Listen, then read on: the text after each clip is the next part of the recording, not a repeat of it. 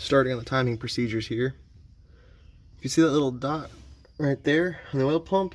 It needs to line up with the dot on the gear there, so I have a little bit more to go. But that is going to be the first timing position for this motor. When that's lined up, you can take the chain off that goes to the back cylinder head. So I'm going to go ahead and get that turned just a little bit more to get it lined up. I'm going to take the tensioner off, take the guide off. Once those are off, I can just lift the chain off.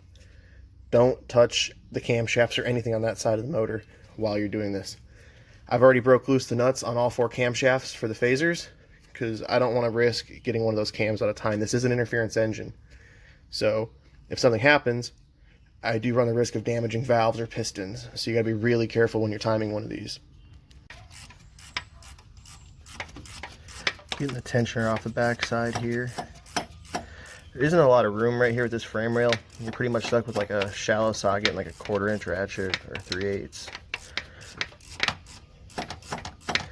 And they're pretty long bolts. There we go. Ratchet out of there.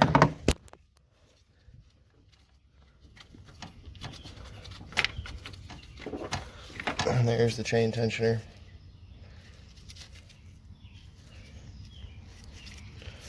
Sit that down for a second. There's one bolt down here in the guide, and these 2 bolts have already got loose on this side of the guide.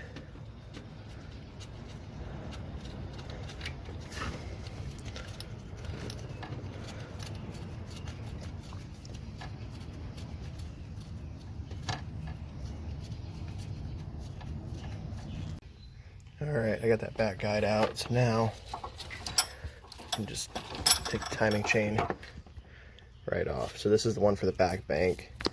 Now we need to rotate the engine over to its second timing position, which will allow us to take the other 2 chains off.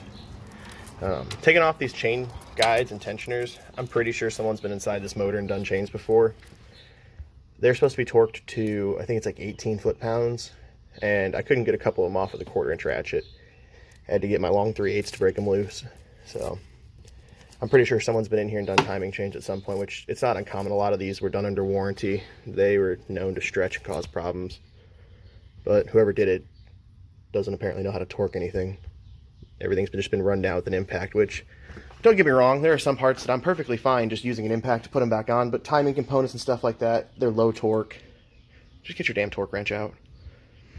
Alright, the secondary timing point is right here. So right now, we're here. We're going to need to turn it counterclockwise to here. You want to take the shortest path possible back to that, because you don't want to risk hitting the valves that are currently open on the other head. Alright, making some progress here and getting this thing back in time. I've got the left bank back together. I've got the drive chain down there back in. I need to put the tensioner back on, pull the 2 tensioner pins, then I can roll the motor over and set the back side of it. Now, there are 2 different timing marks on these. If you look here, there's an L and an R. L is a dot, R is a triangle. So for the left bank, you time it to the dot. The right bank, you time it to the triangle. So when you're sitting here looking at the motor, left bank is closest to you, right bank is the farther away one. Just imagine this thing is turned, being mounted inline. That's how you're going to set your left and right banks on this motor. But it's going together. It's a little time consuming, a little tedious, especially since this is the easier side to do because I can halfway see what I'm doing. The entire back side is going to have to get done with the mirror as far as setting the timing marks on the cams. But just take your time, think it through. Don't be afraid to take it back apart. Even if you release the tensioners, they are able to be reset. You can go again. Just take your time here. If you get in a rush, that's when you're going to start having problems with it being out of time. And if you start this thing up out of time, I can pretty much guarantee you're going to bend a valve and end up having to pull a head off. So take it slow. Don't get frustrated if you do. Go take a break. Come back to it. It's really, I can't stress this enough, worth taking your time and being calm through the whole process. Alright, it should be in time now. We have a triangle. Where's it at?